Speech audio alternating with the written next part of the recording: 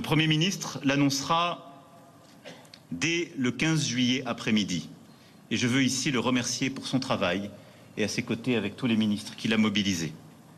En tout état de cause, nous refusons que ce réarmement passe par l'endettement. Notre indépendance militaire est indissociable de notre indépendance financière. Il sera donc financé par plus d'activités et plus de production. L'effort de toute la nation pour la défense de tous les Français. J'avais dit le 5 mars aux Français, la patrie a besoin de vous. Je vous le dis en cette veille de fête nationale, c'est maintenant.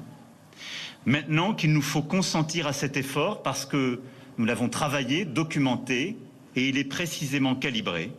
Un effort ponctuel de tous pour préserver notre sécurité et notre indépendance. Le salut de la patrie suppose que nous dépensions plus pour notre défense et que chacun prenne sa part de cet investissement. Et que nous veillons à la souveraineté financière de notre nation qui passe par des réformes, des transformations et plus de production. Si notre liberté a un prix, le voici. Nous sommes cette génération qui n'a pas connu la guerre, déterminée à ce que nos enfants ne connaissent rien d'autre que la paix. Mais soyons lucides, nous n'avons plus les dividendes de la paix dont nos parents avaient bénéficié. C'est terminé.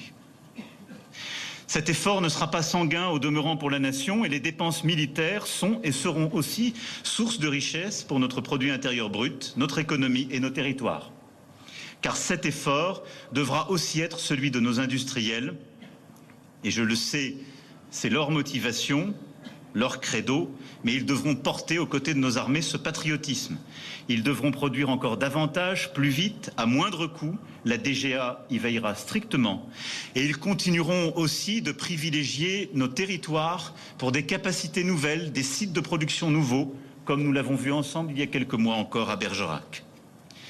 C'est grâce à cet effort que nous pourrons affirmer avec fierté, avec lucidité, avec confiance, nous y arriverons. Oui, nous y arriverons. Parce que ce surcroît de budget nous permettra d'avancer aussi avec nos partenaires.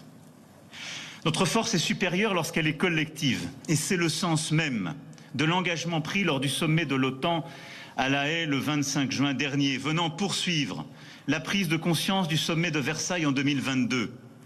Nous devons faire plus pour notre défense, nous devons faire plus sur le plan militaire, industriel et technologique, afin, en Européens, d'être plus souverains.